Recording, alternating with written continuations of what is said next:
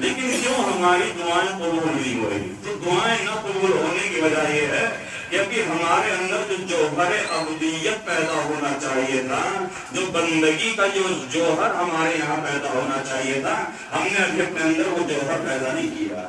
ہم نے ابھی اپنے آپ کو اس طریقے سے سجایا نہیں ہے، ہم نے ابھی اپنے آپ کو اس لائق نہیں کیا ہے. اس لیے کہ یہ کہہ دینا آسان ہے کہ ایاک نعبد و ایاک نستعین، کہ ہم تیری عبادت کرتے ہیں اور تجھ سے ہی مدد چاہتے ہیں. یعنی اپنے آپ کو عبد الہی کہہ دینا آسان ہے، لیکن عبد الہی ہونا مشکل ہے. میں نے یہی اپنی بات کو چھوڑا تھا کہ عبد الہی ہونا بڑا مشکل ہے. ایسا نہیں ہے کہ ہم نے اپنی زبان سے کہا کہ ہم تیری عبادت کرتے ہیں تو ہم اللہ کے بندے ہو گئے، لہذا بندے ہو گئے تو ہم اللہ کی عبادت پہ فائز ہو گئے. نہیں، عبادت کا جو تصور ہمارے ذہنوں میں ہے، وہ عبادت تب تلک اپنا اثر نہیں دکھائے گی جب تلک کہ ہمارے اندر اللہ کے بندوں کی صفات پیدا نہ ہو جائے. جب تلک کہ ہمارے اندر وہ صفات، وہ کوالٹیز جو اللہ نے اپنے بندوں کے لیے مخصوص کی ہیں، جب تلک ہم انہیں اپنے اندر پیدا نہیں کریں گے، تب تلک نہ ہمیں نماز میں مزہ آئے گا، نہ ہمیں دعاؤں میں مزہ آئے گا، نہ ہمیں عبادات الہیہ میں مزہ آئے گا. اور آپ یہ نہ سمجھیں کہ یہ جو ہمیں نمازوں میں مزہ نہیں آ رہا ہے تو ہماری نمازیں قبول ہو رہی ہیں، یہ جو ہمیں دعاؤں میں مزہ نہیں آ رہا ہے تو ہماری دعائیں اللہ کی بارگاہ میں قبول ہو رہی ہیں. بڑا سخت مرحلہ ہے کہ بنی اسرائیل جناب موسیٰ کی قوم، بڑی ضدی قوم کہ جس کی طرف جناب موسیٰ کو بھیجا گیا، جاؤ ان کی ہدایت کرو. اور ہدایت کی بھی حیبت موسیٰ مشہور ہے، بڑے حیبت ناک تھے جناب موسیٰ. قوم ستا رہی ہے، مسلسل تانے دے رہی ہے، مسلسل پتھر مار رہی ہے. نبی خدا ہے، اللہ کا پیغمبر ہے، اللہ کا میسنجر ہے، اللہ کا پروفٹ ہے، اللہ کا نبی ہے، پیغام کو پہنچا رہا ہے. لیکن قوم ہے کہ جو راستے پہ آنے کے لیے تیار نہیں ہے. روزانہ خدا کا انکار، روزانہ نبی کا انکار، حتیٰ یہ کہ توہین کی جاتی ہے نبی خدا. پیغام کا نہ ماننا تو ایک مصیبت تھی، لیکن پیغام نہ ماننے کے ساتھ ساتھ نبیوں کو جھٹلایا جاتا تھا کہ تم اللہ کے نبی نہیں ہو، تم تو ہمارے جیسے انسان ہو. کہیں کہیں پہ مجنون کہا جاتا تھا، کہیں کہیں پہ پاگل، دیوانہ، نہ جانے کیا کیا لفظ استعمال کیے جاتے تھے. لیکن اس کے باوجود نبی خدا ہے کہ جو اپنا پیغام پہنچا رہا ہے. ایک دن قوم نے روکا، کہا موسیٰ کہاں جا رہے ہو؟ کہاں جا رہے ہیں اللہ سے باتیں کرنے کے لیے. کلیم ہیں، کلام کرتے ہیں اللہ سے، اللہ کے پیغمبر ہیں، صاحب توریت ہیں، صاحب شریعت ہیں، اللہ نے بھیجا ہے، لہذا جا رہے ہیں. تو قوم نے پوچھا ہے، اے موسیٰ کہاں جا رہے ہو؟ کہا جا رہا ہوں کوہ طور پہ اپنے اللہ سے کلام کرنے کے لیے، اپنے اللہ سے باتیں کرنے کے لیے.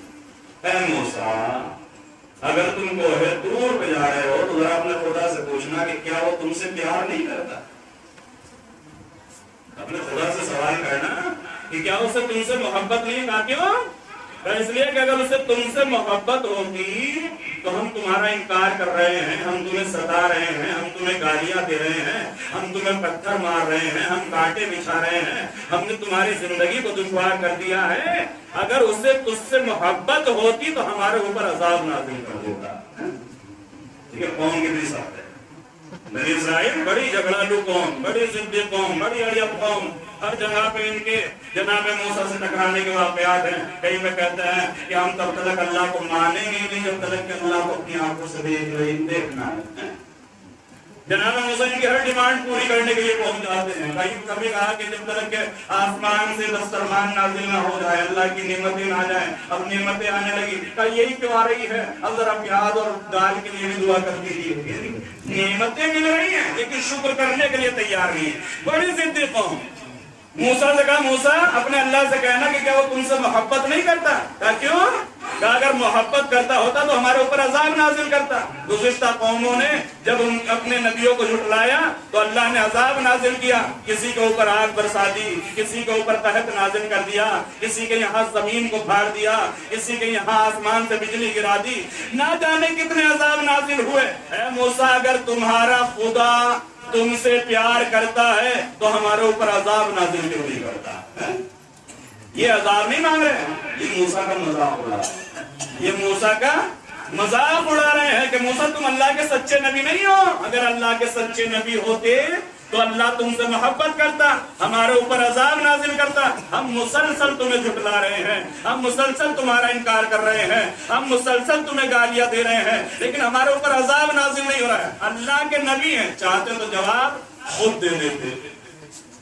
چاہتے تو جواب خود دے دیتے، لیکن اللہ کے بندوں نے پیغام دیا ہے، اللہ کی بارگاہ میں لے کر پہنچے، کوہ طور پہ پہنچے، اللہ سے باتیں ہوئی، کلام ہوا، اللہ کی آیتوں کو سنا، توریت کی آیتوں کو سنا، اور سننے کے بعد جب بات تمام ہونے لگی تو جناب موسیٰ نے کہا ہے میرے اللہ آج میری قوم نے ایک پیغام تیرے لیے بھجوایا تھا، کیا پیغام ہے؟ کہ معبود قوم یہ کہہ رہی ہے کہ کیا تم مجھ سے محبت نہیں کرتا ہے؟ کیوں موسیٰ ہم تم سے محبت نہ کریں گے تو کس سے کریں گے؟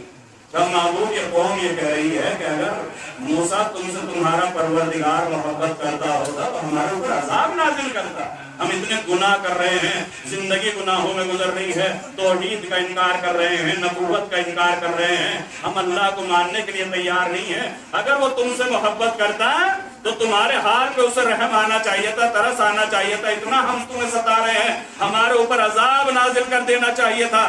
آواز قدرت آئی ہے موسیٰ اب جب تم اپنی قوم میں پلٹ کے جانا تو ان سے کہنا کہ اللہ نے کہا ہے کہ جیسا عذاب ہم نے ان پہ نازل کیا ہے ایسا تو کسی قوم پہ نازل ہی نہیں کیا۔ موسیٰ یہ واقعات ایسے نہیں ہے کہ یہ منورنجن کے لیے ہے اور تاریخ میں بیان ہو گئے ہیں، یہ انبیاء کے جو واقعات ہیں یہ ہدایت کے لیے ہیں کہ اس آئینے میں ہم اپنے کردار کو دیکھیں کہ کہیں ایسا تو نہیں ہے جس عذاب میں بنی اسرائیل گرفتار تھی اسی عذاب میں ہم گرفتار ہو گئے ہیں۔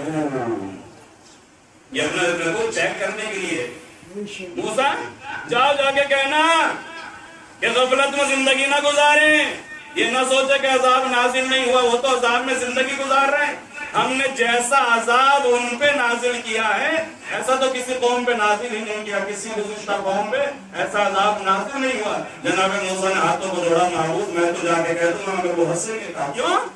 اس لیے کہ وہ بار بار کہتے ہیں دیکھو ہمارے روزگار اچھے چل رہے ہیں، دیکھو ہماری کھیتیاں اچھی ہو رہی ہیں، دیکھو ہمارے گھر بار پھل پھول رہے ہیں، ہماری اولادیں کامیاب ہو رہی ہیں، دیکھیں ہمارے اوپر کون سی اللہ کی نعمت کم ہو گئی، ہمارے اوپر کون سا عذاب نازل ہو رہا ہے۔ آواز قدرت آئی ہے موسیٰ انہیں ہمیں ہمارے عذاب کی شناخت نہیں ہے، اے موسیٰ جا کر کہنا اپنی قوم سے کہ بنی اسرائیل اللہ یہ کہہ رہا ہے کہ ان کے اوپر اللہ کا یہ عذاب کیا کم ہے کہ انہیں دنیا کے ہر کام میں مزہ آتا ہے مگر ہماری عبادت میں مزہ نہیں آتا۔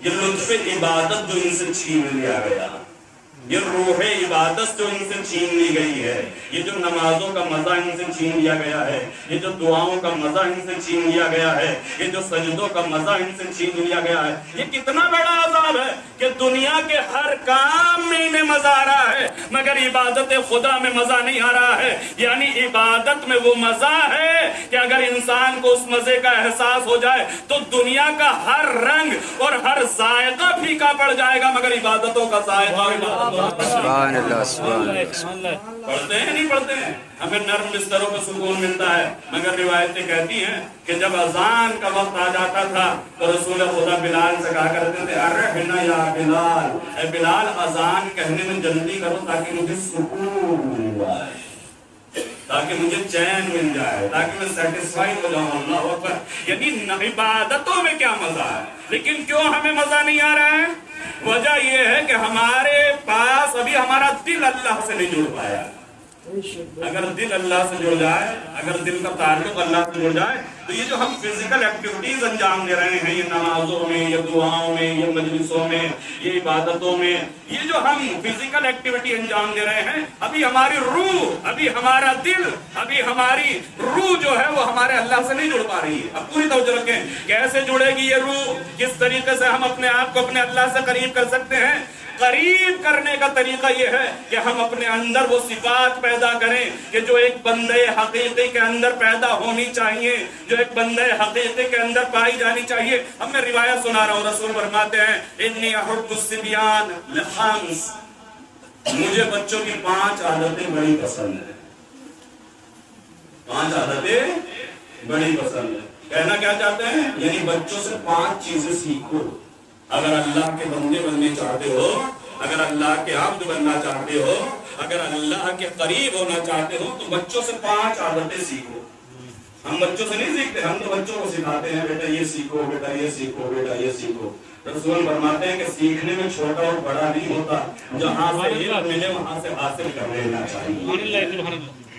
سب سے بڑی رکاوٹ تو علم میں تکبر ہے کہ انسان اپنے چھوٹے سے سیکھنا نہیں چاہتا ہے، جہالت پہ اڑا ہوا ہے، ماننے کے لیے تیار نہیں ہے۔ لہذا رسول فرماتے ہیں انی احب الصبیان لخمس، مجھے بچوں کی 5 عادتیں بہت پسند ہے۔ پہلی عادت کیا ہے؟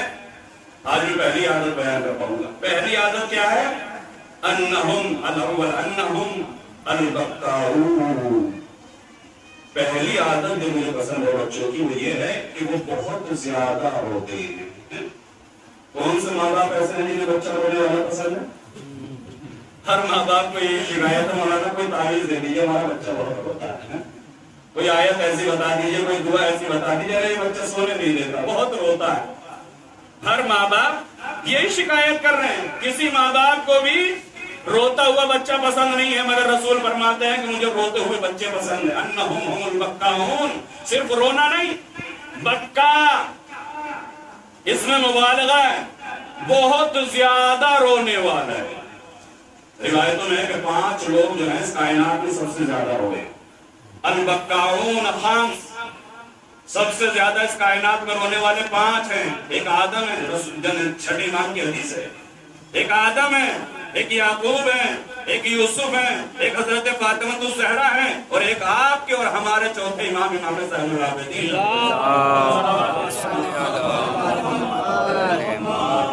بکا رونے والے نہیں، بہت زیادہ رونے والے۔ رسول فرماتے ہیں کہ مجھے بچوں کا زیادہ رونا پسند ہے۔ یہ بہت روتے ہیں۔ رونا کیا ہے؟ لیکن رونا ایک ایسا ہتھیار ہے کہ جس سے بچے ناممکن چیز کو ممکن کروا لیتے ہیں۔ باپ چاہے کتنا بھی سخت دل ہو، کتنا بھی کنجوس ہو، بیٹے نے کہا کہ بابا مجھے سائیکل دلوانی ہے، سائیکل لینی ہے۔ باپ نے بیٹے کو سمجھانے کے لیے بہانہ بنایا، بیٹا جب تنخواہ ملے گی تو دلوا دیں گے، چلو 4 5 10 دن میں بھول جائے گا۔ اور جب تنخواہ ملی تو بچے کو یاد ہے، آگے گھیر لیا کہ بابا آپ سائیکل دلا۔ اب باپ ہے کہ جو اپنی تنخواہ کو دیکھ رہا ہے، گھر کے خرچوں کو دیکھ رہا ہے، جیب اجازت نہیں دے رہی ہے، اب چاہے کنجوس کہہ دیا جائے یا احتیاط سمجھ لیجیے، لیکن دلوانے کے لیے تیار نہیں ہے۔ ہزاروں خرچے سامنے ہیں، یہ خرچہ پورا کرنا ہے، وہ خرچہ پورا کرنا ہے، لہٰذا ان سے فرصت ملے تو بچے کو سائیکل دلائیں۔ لیکن باپ دلانے کے لیے تیار نہیں ہے۔ بیٹے نے یہ دیکھ لیا کہ تنخواہ بھی ہاتھ میں آ چکی ہے، مگر اب بھی دلانے کے لیے تیار نہیں ہے، لہٰذا ناممکن ہوتے ہوئے دیکھا تو اب بچے نے رونا شروع کیا، اور اتنا رویا اتنا رویا اتنا رویا کہ وہ سخت دل باپ بھی پگھل گیا کہ سارے خرچے بعد میں ہوں گے، پہلے بچے کو سائیکل دلائی جائے گی۔ یعنی رونا وہ ہتھیار ہے کہ جو کنجوس باپ کو بھی پگھلا دیا کرتا ہے۔ ارے جب رونے کے ذریعے سے ایک بچہ اپنے کنجوس باپ کو پگھلا سکتا ہے اور اس سے نعمتیں حاصل کر سکتا ہے تو اللہ کے خزانے میں تو کوئی کمی نہیں ہے۔ کبھی اس کی بارگاہ میں گڑ گڑا کے تو دیکھو، کبھی اس کی بارگاہ میں رو کر تو دیکھو، تمہارے مانگنے میں دیر لگے گی، اس کی دعاؤں کو قبول کرنے میں دیر لگے گی۔ نعرہ حیدری، نعرہ صلوات، بہت اہم موضوع ہے، ہماری زندگی کے لیے بڑا اہم ہے۔ یہ دعائیں ہماری جو ایمان خالی ہوتا چلا جا رہا ہے، جو ہمارا دین خالی ایک جسم کی صورت میں رہ گیا، روح سے خالی ہے۔ کیوں؟ اس لیے کہ ایمان ختم ہوتا چلا جا رہا ہے، یقین ختم ہوتا چلا جا رہا ہے، توکل ختم ہوتا چلا جا رہا ہے۔ ہمیں اپنے اندر وہ صفات پیدا کرنی ہوں گی کہ جو ایک حقیقی بندے کے اندر ہونی چاہیے۔ پھر دیکھیے نمازوں میں کتنا مزہ آتا ہے، پھر دیکھیے دعاؤں میں کتنا مزہ آتا ہے، پھر دیکھیے عبادتوں میں کیا لطف ہے، لیکن ہمیں اپنے اندر وہ صفات پیدا کرنی ہوگی۔ پہلی صفت انہم ہم البکاؤن، سب سے پہلی صفت جو مجھے بچوں کی پسند ہے، رسول فرماتے ہیں جو تمہیں سیکھنا چاہیے، جو تمہیں حاصل کرنا چاہیے، جو تمہیں اپنے اندر پیدا کرنی چاہیے، وہ یہ ہے کہ وہ بہت زیادہ روتے ہیں۔ روایت میں ہے البکاء مفتاح الرحمہ، رونا جو ہے وہ رحمت کی چابی ہے۔ اللہ اکبر۔ کبھی خدا کے سامنے گر گراؤ، کبھی خدا کے سامنے آنکھوں میں آنسو لے کر آؤ۔ روایتوں میں ہے کہ جس نماز میں خشیت الہی سے انسان کی آنکھ میں آنسو آ جائے، اللہ اس نماز کو فوراً قبول کر لیتا ہے، اگر اس کیفیت پہ پہنچ جائے۔ لیکن یہ کیفیت کب پیدا ہوگی؟ जब दिल जुड़ेगा, इसलिए कि ये आंखें जिस्म से बाद में जुड़ती है, पहले इसका ताल्लुक दिल से जुड़ा हुआ है। दिल पे कोई बात पहुंचती है फौरन असर करने लगती है। अल्लामा इकबाल का शेर है ना कि दिल से जो बात निकलती है असर रखती है, पर नहीं कुव्वत परवाज मगर रखती है। कैसे